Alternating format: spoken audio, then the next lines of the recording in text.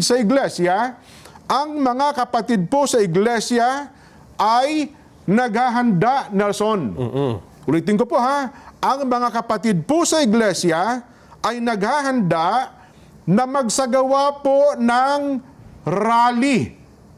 Magsagawa po ng rally upang ipahayag sa lahat ng mga kinauukulan na ang iglesia ni Kristo ay pabor po sa opinyon ng Pangulong Bongbong Marcos na hindi sumang-ayon sa isinusulong ng ilang sektor na impeachment dahil maraming problema ang ating bansa na dapat pong unahin ng ating pamahalaan. Ang Iglesia ni Cristo po ay para sa kapayapaan. Ayaw namin, ayaw po natin sa anumang uri ng kaguluhan na manggagaling sa kanino mang panig. Ngayon pa lamang po, mga kababayan, ay nag-oorganisa na po ang mga lokal sa buong iglesia para magkaroon ng mga malalaking pagtitipon. Nelson, para ipakita po at ipahayag, ito pong binabanggit namin na pabor kami sa opinyon ng Pangulong Bongbong Marcos na no to impeachment. Let's move on to the next interpolator. My seatmate, Representative Rodante Marcoleta.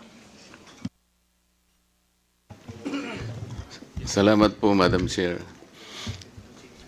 Madam Chair, may I know from the CHR if they are cognizant of the fact that KOJC is a religious organization?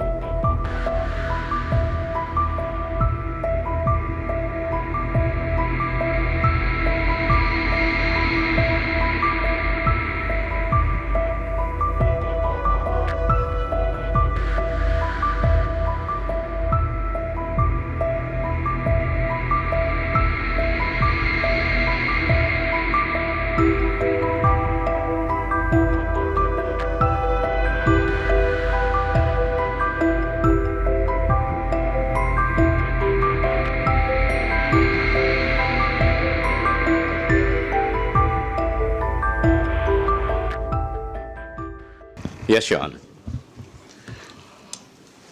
And considering, Madam Chair, that it is a religious sect, and I believe the CHR knows that several thousands of PNP members trooped to their compound and stayed there for several days, and I think up to today they're still there. Did you happen to investigate whether there are civil rights violated by the members of the PNP in encamping in their compound? Thank you, Your Honor. Yes, the Commission is investigating the incidents concerning the KOJC, Your Honor. What did you find out initially? The field or our regional office is still conducting its investigation, and we expect the regional office to submit its recommendation the soonest, Your Honor. And yes, I agree with you that there are several rights that may be involved here. One of which is, as you mentioned, the religious freedom of the KOJC members, and there may be other civil liberties that may be affected, Your Honor. Yes, and earlier, Madam Chair, we noted that the CHR acceded to one of our interpellators' proposition that preventive is the better side of the CHR's function, correct? Yes, Your Honor. And before everything else happened, like what you said, that there might have been several acts already done in violation of their civil and political rights, did you not bother to at least post some of your members or anybody there even before the events unfolded so that we could have prevented most of it, if not all? We had, Your Honor. In fact, we assigned at least 3 investigators in the area, Your Honor, as early as September 1. Did they have the power to restrain or even advise the members of the PNP as to the action that they should do in relation to possible violations of their political and civil rights? They have no power to prevent, Your Honor, but they can advise the state actors. Did they advise the state actors? Yes, Your Honor. In fact, And what did the state actors do after being advised? and as we all know, Your Honor, they proceeded. Considering, Madam Chair, that it is a religious denomination, I would surmise that the worship services were interrupted. Some activities connected with the religious belief might have been interrupted. And these are serious violations of their political and civil rights. Maybe like, I'm sorry for being insistent, but this is violation of civil and political rights. You need to protect people. We understand, Your Honor. That's why we directed our regional office to expedite the investigation. In fact, the region already submitted a few recommendations on a few rights involved. And as we know, the incident is continuing as of the moment, and we cannot finish. The investigation is continuing, Your Honor. At the But least- as the regional office concludes one issue, they are required to submit it to the commission. Yes, while you are doing the investigation, at least you should have done something to prevent further violations of human rights. Because hindi na po matitigil, baka hindi na rin matigil ang pag-iimbestiga ninyo. Because while you are investigating, nagagawa pa rin po yung continuing violations of human rights. Can we Yes, yeah. expect, for example, a report by 5 o'clock this afternoon, Mr. Chair?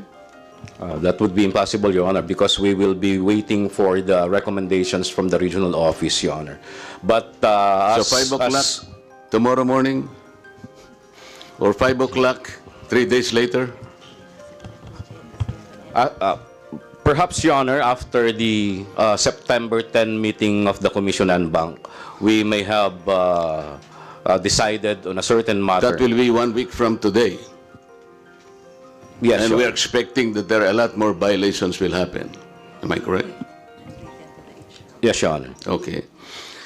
May panawagan ngayon ang KOJC matapos di umano'y may ginagawang drilling sa kanilang katedral. 5 oras na ginigisa ng grupo ng KOJC ang PNP PRO 11 sa public hearing na isinagawa sa Davao City. Pinangunahan ito ni Senator Ronald Bato de la Rosa. Nandun din sina Senator Robin Hood Padilla at Senator Bongo. Para mapabilis, gumamit ng teknolohiya mga pulis. 3 live and motion detectors, 1 borescope at 4 na ground penetrating radar. Hiniram ang mga gamit ng MMDA, Bureau of Fire Protection, Department of Environment and Natural Resources at ilang private individuals. Kabilang na ang isang dating ka-churchmate ni Kibuloy bago ang KOJC. Dahil sa mga indicators na nakikita ng mga pulis, ika-6 na araw, nagsimula silang naghukay. Sa isang video naman ay pinakita ni Torre, makikitang mga taga-KOJC ang umaharap sa mga babaeng pulis. Marami ang nangyari. May mga nasaktan, naging emosyonal ang iba. Pero kahapon nga, sa mapayapang pagsuko ni KOJC Pastor Apollo Kibuloy, natuldukan na ang maladramang tinututukan ng sambayanan. Gab Humilde Villegas para sa Pambansang TV sa Bagong Pilipinas.